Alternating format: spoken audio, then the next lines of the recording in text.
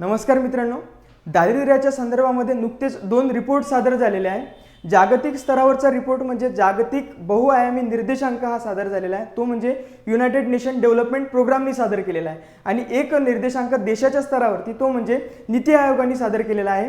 तर मित्रांनो, या रिपोर्ट्समध्ये आपल्याला तेच माहिती पडणार आहे की नेमकी देशातली दारिद्र्य किंवा जगातलं दारिद्र्य कोणत्या स्थितीमध्ये आहे, कमी झालं किंवा वाढलं, हे आपण या ठिकाणी माहिती करून घेणार आहोत।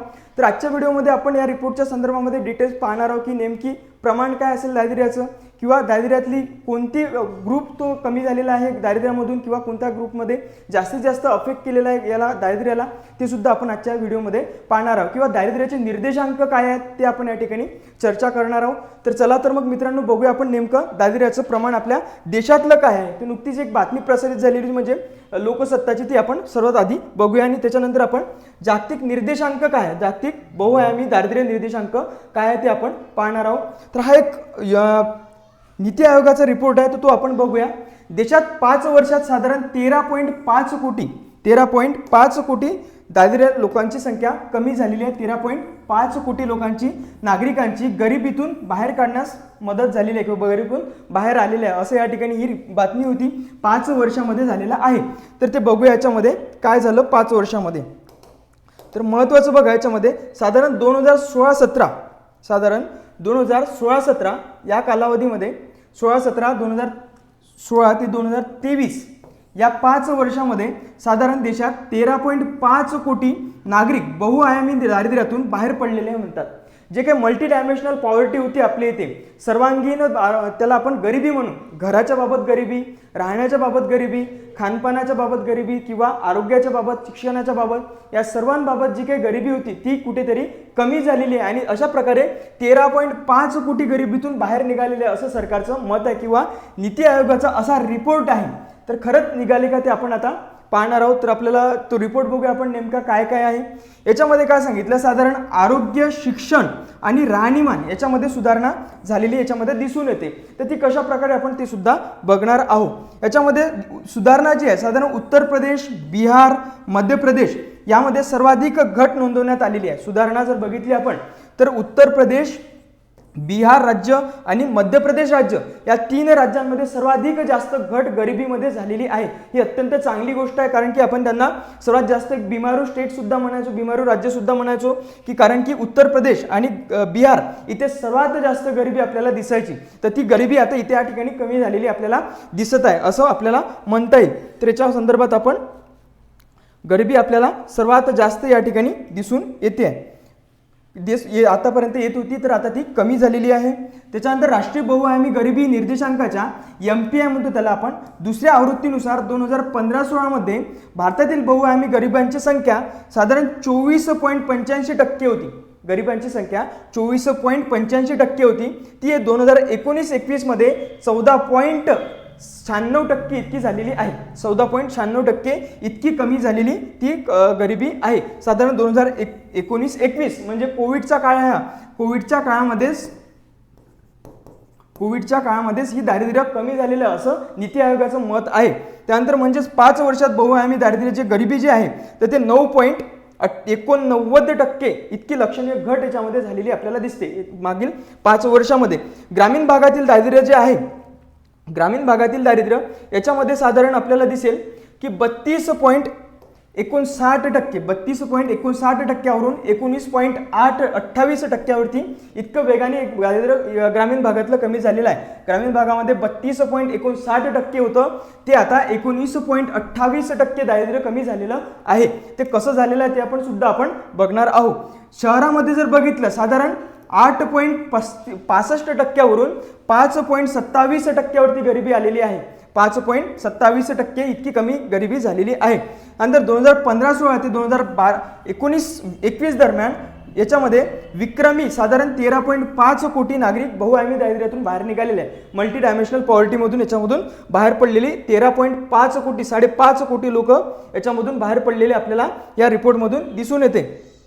त्यामध्ये नागरिक बहुआयामी दारिद्र्यातून बाहेर पडले। याच्यामध्ये अध्यक्ष जे आहेत, उपाध्यक्ष जे आहेत नीती आयोगाचे, ते म्हणजे सुमन बेरी यांनी अशा प्रकारचा रिपोर्ट प्रसिद्ध केलेला आहे। नीती आयोगाचे उपाध्यक्ष आहेत सुमन बेरी आणि अध्यक्ष कोण असतात? अध्यक्ष असतात पंतप्रधान। अध्यक्ष पंतप्रधान आणि उपाध्यक्ष याचे आहेत सुमन बेरी. राष्ट्रीय बहुआयामी गरिबी निर्देशांकात आरोग्य, शिक्षण आणि राहणीमानाच्या 3 समानभारित आयामांमध्ये एकाच वेळी गरिबाचे मोजमाप केले जाते. हे काही निर्देशांक आहे, याचे काही आयाम आहेत निर्देशांकाचे. याच्या निर्देशांकाचे आयाम बघा, आरोग्य, शिक्षण आणि राहणीमानाच्या 3 भारित असे काही आयाम आहेत. त्याच्यात सुद्धा काही भार दिले जाते त्याच्यासाठी, ते सुद्धा आपण बघणार आहोत. त्याच्यामध्ये काही मोजमाप केलं जातं या आधारावरती. आता आरोग्याच्या आधारावरती कसं म्हणू आपण, तर आरोग्याच्या आधारावरती आपल्याला दिसेल आयुष्यमान भारत योजना ही आणून आपण आरोग्यासाठी देशाच्या लोकांचं आरोग्य कुठेतरी सुधारवलेलं आहे. त्याच्यानंतर आपल्याला शिक्षणाच्या बाबत बघाल तर आपल्याला राष्ट्रीय शिक्षण हक्क कायदा आणलेला आपण, त्याच्या अंतर्गत आपण कुठेतरी शिक्षणामध्ये सुधारणा केलेली आहे. राहणीमानाच्या बाबत जर म्हटलं आपण, राहणीमानाच्या बाबत कुठे दिसेल आपल्याला, तर आपण स्वच्छता अभियान आणलेलं आहे. त्याच्यानंतर घरकुल योजना वगैरे आहेत आपल्याकडे. प्रधानमंत्री सिंचन योजना म्हणजे कृषीचं सुद्धा कुठेतरी आपण सुधारणा करतोय. आर्थिक सक्षमीकरण शेतकऱ्यांचं सुद्धा होत आहे. त्यानंतर आपल्याला अशा अनेक योजना दिसतात, जनधन योजना वगैरे सारख्या योजनांचा सुद्धा या ठिकाणी फायदा आपल्याला झालेला दिसतो. आपण ग्रामीण भागामध्ये ODF केलेला आहे, ओपन डिफेक्शन फ्री. म्हणजेच काय, तर ग्रामीण भागामध्ये हागणदारी मुक्त गाव आपण केलेलं आहे. स्वच्छतेचं प्रमाण आपण भारतामध्ये देशामध्ये वाढवलेलं आहे आणि ते विशेषतः ग्रामीण भागामध्ये खूप मोठ्या प्रमाणावरती आपल्याला दिसून येते. तर ते या ठिकाणी आपल्याला या आधारावरती आपण म्हणू शकतो की कुठेतरी लोकांचं राहणीमान सुद्धा सुधारते आहे. राहणीमान सुधारते, लोकांकडे राहायला घरं झालेली आहे. त्याच्यानंतर आपण जनधन योजना किंवा आपण स्टार्टअप योजना वगैरे यासारख्या योजनांमधून सुद्धा आपण कुठेतरी लोकांचं कल्याण करतोय. विविध योजनांच्या माध्यमातून कल्याण झालं आहे. त्याच्यामुळे 13.5 कोटी लोक गरिबीतून बाहेर आपल्याला झालेले दिसतात. याच्यामध्ये बघा, पोषण, बाल किशोर मृत्यू किंवा माता मृत्यू, शालेय शिक्षणाची वर्ष, शाळेतील उपस्थिती, स्वयंपाकाचे इंधन, स्वच्छता, पिण्याचे पाणी, वीज आणि घरं, मालमत्ता आणि बँक खाती असे 12 निर्देशांकांचा समावेश याच्यामध्ये होता. बँक खाती म्हटलं तर जनधन योजना, त्याच्यानंतर आपल्याला शाळेतील उपस्थिती म्हटलं तर आपण आपले ते माध्यान्ह भोजन योजना आहे, त्याच्यामुळे विद्यार्थी शाळेत जायला जास्त लागलेले आहेत. त्यानंतर स्वयंपाकाचे इंधन, उज्ज्वला योजना आपण आणलेली आहे. उज्ज्वला योजनेमुळे स्त्रियांचं कुठेतरी एक आरोग्य सुद्धा सुधारलेलं आपल्या याच्यावरून दिसून येतं. हे मध्ये बरेचसे आता याच्यामध्ये सुधारणा आपल्याला दिसतात. पाण्याचे जर म्हटलं आपण, पिण्याचे पाणी, हर घर जल नावाची योजना आपण आणलेली आहे, त्याचे सुद्धा आपल्याला परिणाम या ठिकाणी दिसतात. विजेच्या बाबत उज्ज्वल डिस्कॉम वगैरे आपल्याला दिसतात. घराच्या बाबत घरकुल योजना तर आहेत. त्याच्यानंतर मालमत्ताबाबत आपल्या योजना आहेत. बँक खात्याबाबत आपल्या जनधन योजना आहे. त्यानंतर शाळेतले शिक्षण, आरोग्य वगैरे आपण माता आरोग्य म्हटलं तर जननी सुरक्षा योजना आपण आणली आहे. त्याच्यासाठी जननी सुरक्षा योजनेतून आपण माता आरोग्य सुधारलेलं आहे. किशोर मृत्यूदर कमी केलेला आपण. पोषणामध्ये काय केलेलं आपण, पोषणामधलं आपण कुठेतरी डाळीचं प्रमाण वाढवतोय पोषणामध्ये, हे सुद्धा दिसत आहे. माध्यान्ह भोजन योजनेमधून सुद्धा आपण पोषण बालकांचं आपण वाढवतोय.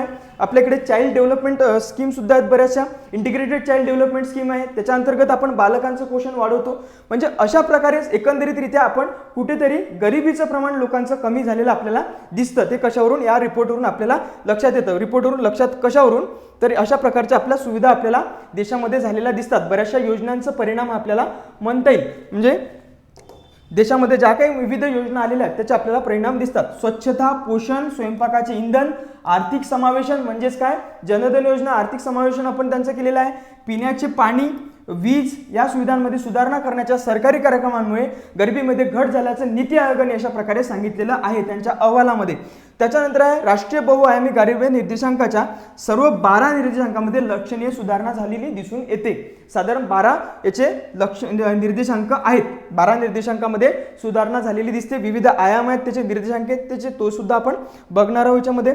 तर याच्यामध्ये नंतर दिसते आपल्याला बिहार आणि मध्य प्रदेशमध्ये आपण बघितलं. आपण ओडिशा सुद्धा पूर्वी फार गरीब मानला जायचा देश, तो सुद्धा कुठेतरी आपल्याला वेगाने घट झालेली दिसते ओडिशामध्ये सुद्धा. उत्तर प्रदेश, बिहार, मध्य प्रदेश, ओडिशा आणि राजस्थान या राज्यामध्ये गरिबीचं प्रमाण सर्वाधिक घट झालेली आहे याच्यामध्ये.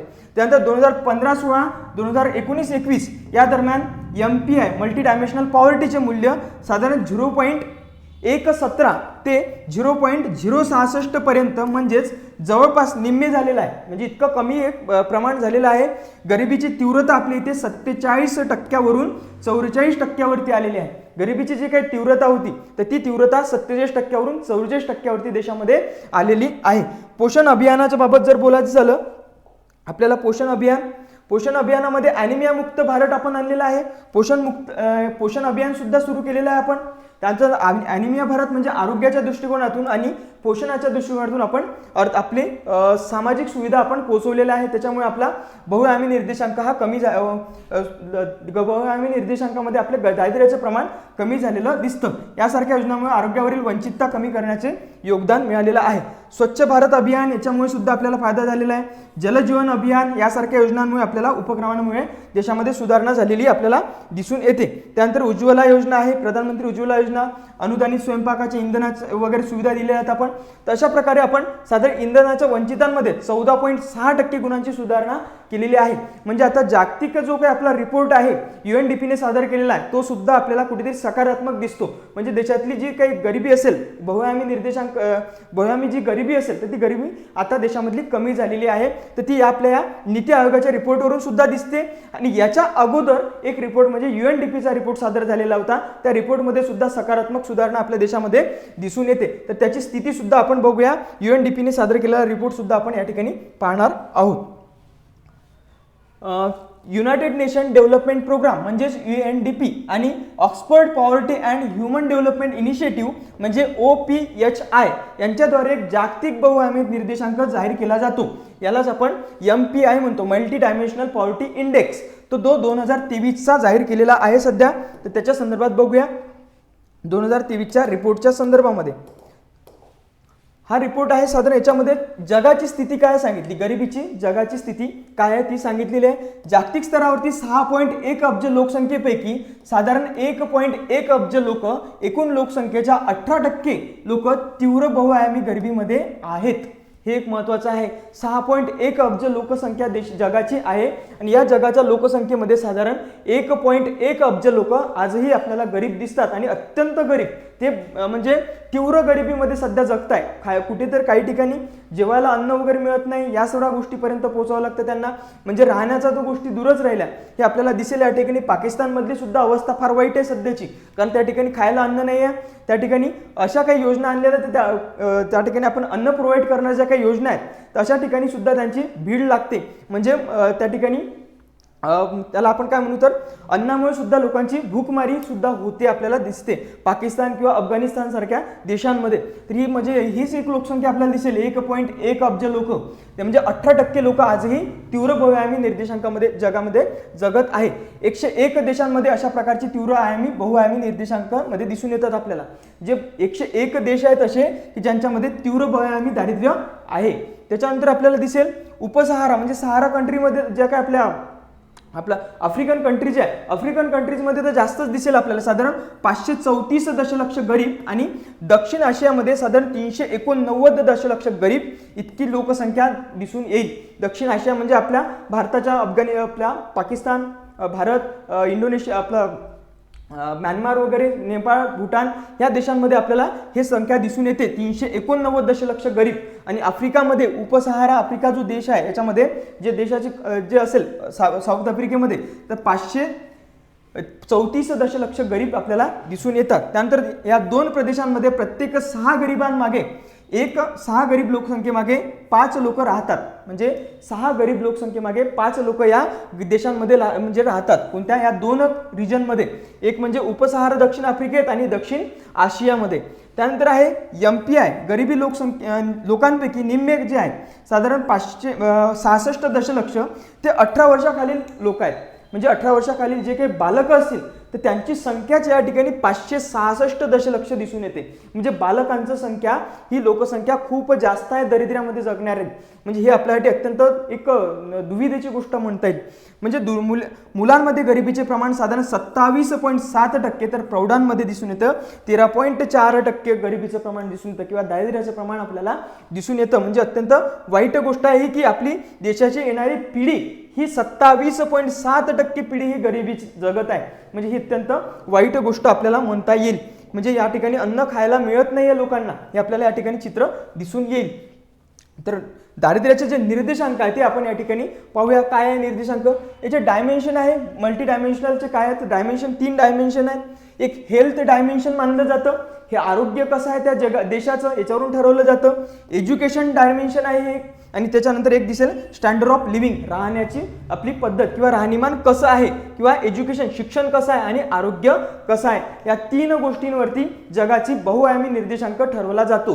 त्याचे विविध डायमेन्शन्स आहेत आणि याचे इंडिकेटर्स आहेत. ते इंडिकेटर्स काय आहेत बघा.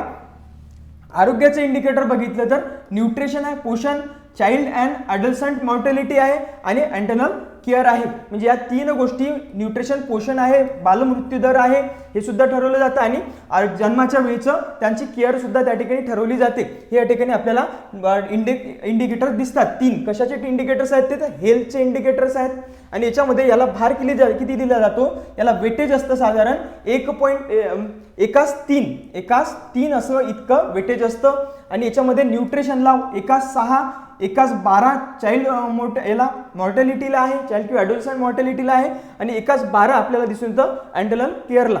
त्याच्यानंतर आहे एज्युकेशनला वेटेज दिसतं आपल्याला 1:3 दिसतं, 1:3 आपल्याला वेटेज एज्युकेशनला दिसतं.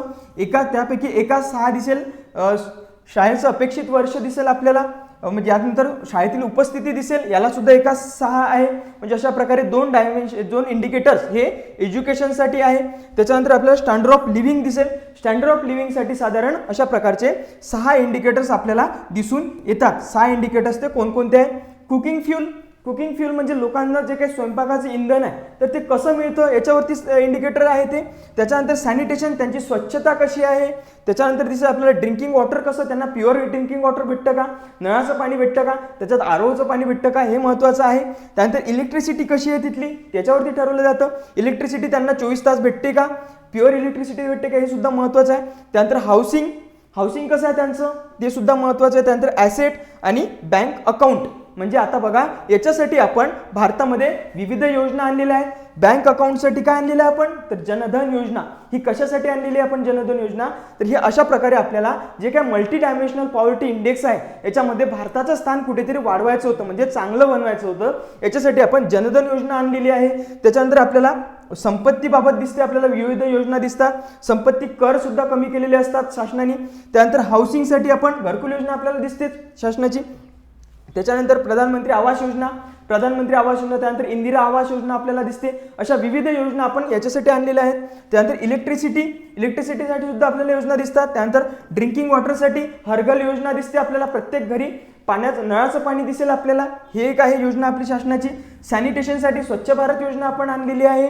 त्यानंतर कुकिंग फ्यूलसाठी आपण उज्ज्वला योजना आणलेली आहे. म्हणजे स्वयंपाकाचं इंधन सगळ्या प्रत्येक महिलांचं आरोग्य सुद्धा चांगलं होईल, म्हणजे त्यांना शुद्ध इंधन भेटेल, हे एक महत्त्वाचं आहे. याच्यामध्ये जे काही household cook with dung and agriculture crop short, म्हणजे याच्यापासून जे काही ते कुकिंग करायचे, म्हणजे त्याला आपण इंधन वापरायचे, जे काही आपलं काडी कचरा असेल किंवा शेतातल्या म्हणजे गुराढोरांचे जे काही शेणापासून बनलेले जे काही गवऱ्या असतील याच्यापासून स्वयंपाक बनवला जायचा आणि त्याच्यापासून त्यांचा धूर वगैरे त्याचा डोळ्यात जायचा महिलांच्या स्वयंपाक बनवताना आणि त्यांना त्याचा त्रास व्हायचा. याच्यासाठी म्हणून आपण आरोग्याच्या सुविधासाठी म्हणून त्यांना कुकिंग फ्यूल आणलेलं आहे, म्हणजेच उज्ज्वला योजना. त्यासाठी प्रत्येक घरोघरी आता गॅस सिलेंडर आपल्याला दिसून येतात. म्हणजे या सगळ्या गोष्टी आपण या योजना आपण कशासाठी आणलेल्या होत्या तर या मल्टी डायमेन्शनल पॉवर्टी इंडेक्समध्ये आपल्याला कुठेतरी स्थान सुधारायचं होतं, म्हणजे आपल्याला गरिबीतून आपली लोकसंख्या बाहेर काढायची होती. ह्या जर सगळ्या गोष्टी मिळत नसेल एखाद्या देशामध्ये तर तो देश गरिबीमध्ये असेल किंवा बहुआयामी दर्जामध्ये असेल. हे आपले विविध आयाम आहेत गरिबी ठरवण्याचे. त्यानंतर पुढे बघूया भारतातील गरिबीची स्थिती काय आहे. आपण आता जगाची बघितली, भारताची स्थिती या रिपोर्टमध्ये सांगितलेली होती. UNDPच्या रिपोर्टमध्ये भारतात अजूनही 230 दशलक्षपेक्षा जास्त लोक गरिबीमध्ये जगत आहे. 230 दशलक्ष लोक आजही गरिबीमध्ये जगत आहे, बहुआयामी दारिद्र्यामध्ये जगत आहे. म्हणजे फक्त आता नीती आयोग म्हणत आहे की आपण किती लोकांना साधारण 13.5 कोटी लोकांना बाहेर काढलेल्या दारिद्र्यातून, बाकी अजूनही लोक आहेत आणखी. ठीक आहे. त्यानंतर आहे UNDP United Nation Development Programme जे आहे काही परिभाषित करते की असुरक्षितता, गरिबी नसलेल्या परंतु वंचित असलेल्या लोकांचा वाटा सर्व भारित निर्देशांकामध्ये 20 ते 33.3% पेक्षा जास्त असू शकतो. या श्रेणीखालील भारतात साधारण 18.7% लोकसंख्या आहे या श्रेणीमध्ये की ज्यांचा वाटा याच्यामध्ये या UNDPच्या व्याख्येमध्ये आपल्याला दिसून येतो. 18.7% लोक आपल्याला अजूनही दारिद्र्यामध्ये जगताना दिसतात. दारिद्र्यातील कमी करण्याच्या बाबतीमध्ये भारताची प्रगती आहे, हे एक आपल्यासाठी अत्यंत चांगली गोष्ट म्हणता येईल की भारताने दारिद्र्य कमी करण्यामध्ये कुठेतरी प्रगती केलेली आहे मागील 5 वर्षामध्ये. 5 वर्षामध्ये दारिद्र्य कमी करण्यामध्ये आपण प्रमाण कमी करण्यामध्ये प्रयत्न केलेले आहेत भारतानं. ही याच्यामध्ये सकारात्मक एक गोष्ट सांगितलेली आहे या रिपोर्टमध्ये. कंबोडिया, त्याच्यानंतर चीन, Congo, Honduras, Indonesia, Morocco, Serbia आणि व्हिएतनाम या 25 देशांमध्ये भारताचा समावेश आहे, ज्यांनी 15 वर्षामध्ये त्यांचे जागतिक मल्टी डायमेन्शनल पॉवर्टी इंडेक्सचे मूल्य जे आहे ते अर्धे केलेले आहे. याच्यामध्ये आपली संख्या यामध्ये दिसून येईल या 25 देशांमध्ये. त्यानंतर 2005-06 मध्ये दिसेल आपल्याला 2019-21 मध्ये दरम्यान सुमारे 2005-06 आणि 2019-21 या दरम्यान 415 दशलक्ष भारतीय गरिबीतून बाहेर आलेले आहे असं म्हणतात. त्यानंतर या भारतातील गरिबीचे प्रमाण साधारण 2005 ते 2006 मध्ये 55.1% 2019-21 मध्ये 16.4% इतकी लक्षणीय घट त्याच्यामध्ये दारिद्र्यामध्ये झालेली आपल्याला दिसून येते. त्यानंतर बहुआयामी गरिबी जी आहे ती पोषणापासून वंचित असलेल्या लोकांची टक्केवारी साधारण 2005-06 मधील 44.3% 2019-21 मध्ये 11.8% कमी झालेली आहे. आणि बालमृत्यू जर बघितला आपण तर 4.5% साधारण 1.5% आलेला आहे. इतका लक्षणीय घट आपण आतापर्यंत केलेला आहे. आपण माता मृत्यू दर कमी करण्यासाठी सुद्धा प्रधानमंत्री मातृत्व सुरक्षा योजना आपण आणलेली आहे. अशा प्रकारे विविध योजना आपण बालकांचं आरोग्य सुधारण्यासाठी आपण किंवा त्यांना पोषण भेटण्यासाठी चाइल्ड इंटिग्रेटेड प्रोग्राम आपण चांगल्या प्रकारे राबवतोय. अशा विविध योजना आपण यामार्फत राबवतो आहे. म्हणजे ही आपल्यासाठी अत्यंत चांगली गोष्ट म्हणता येईल. योजनांचा कुठेतरी आपल्याला फायदा होतोय.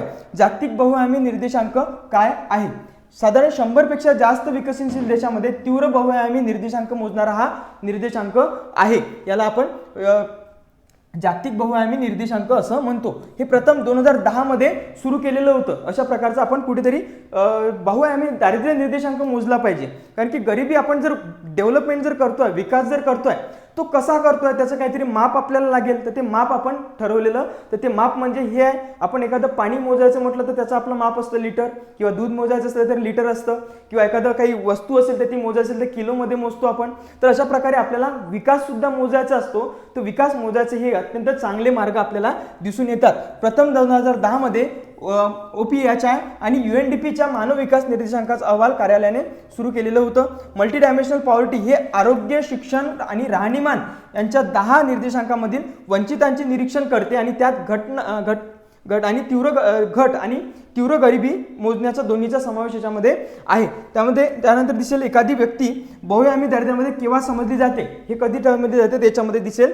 एखादी व्यक्ती बहुआयामी गरिबी असते जर ती व्यक्ती 1/3 किंवा अधिक म्हणजेच 33% पेक्षा अधिक भारित निर्देशांक किंवा 10 निर्देशांकापैकी वंचित असेल तर त्याला म्हणजे जे अर्धा किंवा अधिक भारित निर्देशांकामध्ये वंचित आहेत त्यांना अत्यंत बहुआयामी गरीब आपण जगत आहेत असं आपण त्यांना म्हणू शकतो. अशा प्रकारे UNDPने वेगवेगळ्या पद्धतीने व्याख्या केलेल्या आपल्याला दिसून येतात. तर मित्रांनो, नक्की आपल्या देशातलं कुठेतरी दारिद्र्य कमी झालेलं आहे असं म्हणता येईल. म्हणजे सकारात्मक आपल्यासाठी ही प्रमाण कुठेतरी दिसून येतं. तर या ठिकाणी थांबतो मित्रांनो. भेटूया परत आपल्या दुसऱ्या व्हिडिओमध्ये. याच्यावरती नक्की आपण काहीतरी लिहा. आपण एक आपल्या टेलिग्राम चॅनलवरती एक प्रश्न याच्या संदर्भात टाकूया. तर तो प्रश्न नक्की तुम्ही आपल्याला लिहून पाठवा. तुम्हाला तो चेक करून आपल्या व्हॉट्सअपवरती पाठवा. नक्की तो तुम्हाला चेक करून मिळणार. या ठिकाणी थांबतो. धन्यवाद.